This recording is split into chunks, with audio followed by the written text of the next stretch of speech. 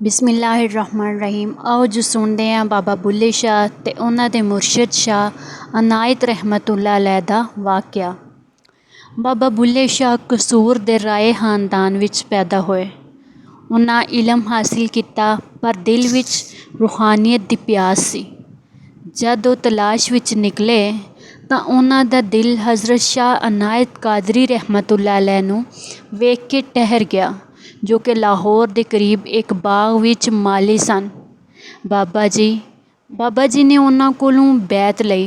अर्ज़ की पर शाह रहमतुल्लाह अलैह ने फरमाया, तुसां ते सैयद हो ते मैं एक माली, तुसी मेरे कोलों इलम क्यों ऐना चाहते हो?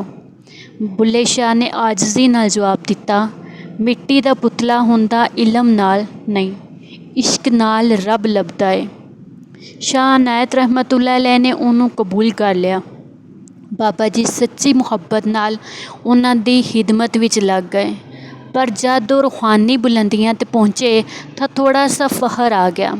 शाह अनायत रहमतुल्लाह अलैह ने उन्होंने कुछ दिन लई हटा दिता। बाबा बुल्ले शाह बड़े गमगीन होए। वो वापस मुर्शिद दी बारगाह विच आना चाहते सन, पर इजाज़त ना मिलती सी ते उन्हें एक अनोखा तरीका अपनाया। बुल्ले शाह ने नाचना शुरू कर दिता। वो एक रकासा कोलों नाच सिखते रहे। शाह अनायत रहमतुल्लाह अलैह दे दरबार दे सामने आए।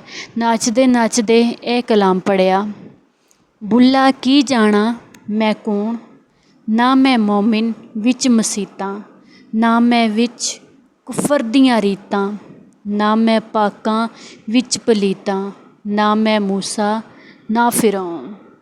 लोकां ने कहा कि बुल्ले शाह ते नाच रचाया है। मुर्शिद शाह अनायत रहमतुल्लाह अलैह ने फरमाया, वो रब वाला बंदा है, उसदी हर इबादत हर अदा इबादत है। मुर्शिद उन्होंने वापस गले ला के फरमाया, हुण तैनूं वो मकाम मिल गया है जो इलम नाल नहीं इश्क नाल लभदा है।